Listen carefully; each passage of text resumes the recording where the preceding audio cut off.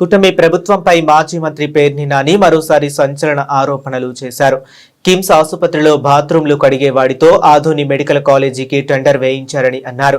దేశవ్యాప్తంగా ఉన్న 26 కిమ్స్ ఆసుపత్రుల్లో ప్రేమ్చంద్ షా అనే డాక్టర్ లేడని తెలిపారు. ఎక్కడో ఒక దగ్గర బాత్రూంలు కడిగే అతడు ఉన్నాడు అని, అతని పేరు చివర షా కూడా లేదని, అది మీ భాగోతం అంటూ ధ్వజమెత్తారు.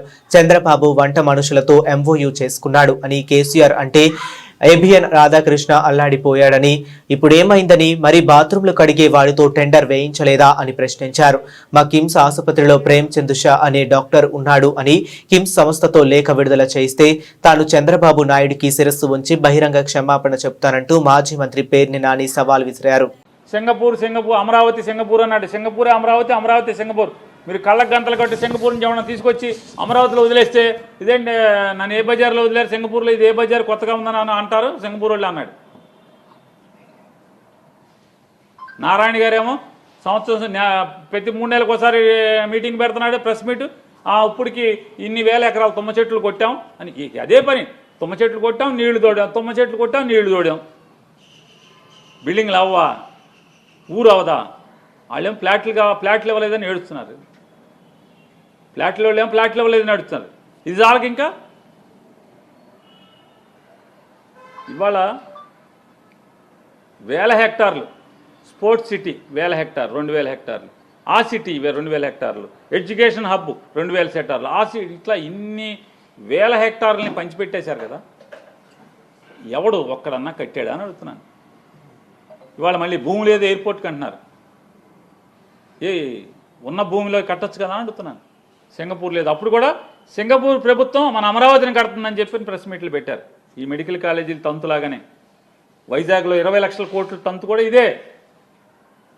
సింగపూరే కడుతుంది ఇక్కడ అని చెప్పారు సింగపూర్ గవర్నమెంట్. కానీ సింగపూర్ గవర్నమెంట్ మాకేం సంబంధం లేదంది. ఆడు ఈశ్వరుని కన్సార్షియం అన్నాడు. ఈశ్వరుని ఎక్కడ అంటే జైల్లో ఉన్నాడు ఇప్పుడు. ఏంటంటే ఆడు అవినీతి చేసేసాడు, దొంగాడు అని జైల్లో వేశారు సింగపూర్ గవర్నమెంట్. అతను చంద్రబాబు ఫ్రెండ్ ఆ దొంగ. కానీ భారతదేశంలో చట్టాలేమో ఇంకేం బెయిల్ ఇచ్చేస్తాయి ఓకే కోర్టులన్నీ. అది ఈశ్వరుని ఇంకా బయట రావట్లా. ప్రభుత్వ ఉద్యోగులకి 1వ తారీఖు జీతం అన్నారు, ఊరిచ్చారు. సిపిఎస్ అన్నారు, తెల్లారేపటికి చేస్తామన్నారు. పిఆర్సీ అన్నారు, ఏరియర్స్ అన్నీ ఎప్పుడుదప్పుడు ఇచ్చేస్తామన్నారు. డిఏలు ఇచ్చేస్తామన్నారు. అసలు తెల్లారంగానే ఇవాళ డిఏ అయిందా, మళ్ళీ మర్రా డిఏ, మళ్ళీ ఇంకో రోజు డిఏ. ఎన్ని డిఏలు పెండింగ్ ఉన్నాయి? పిఆర్సీ ఏరు, ఐఆర్ ఎవరో ఆ మాస్టర్లు గారు ఉన్నారు, పండితులందరూ టీచర్లు. జగన్మోహన్ రెడ్డి అండి మా మీద కక్ష కట్టండి, ప్రవీణ్ ప్రకాష్ని అండి మా మీదకి వదిలేశాడండి ప్రవీణ్ ప్రకాష్ని అని ఎక్కడెక్కడ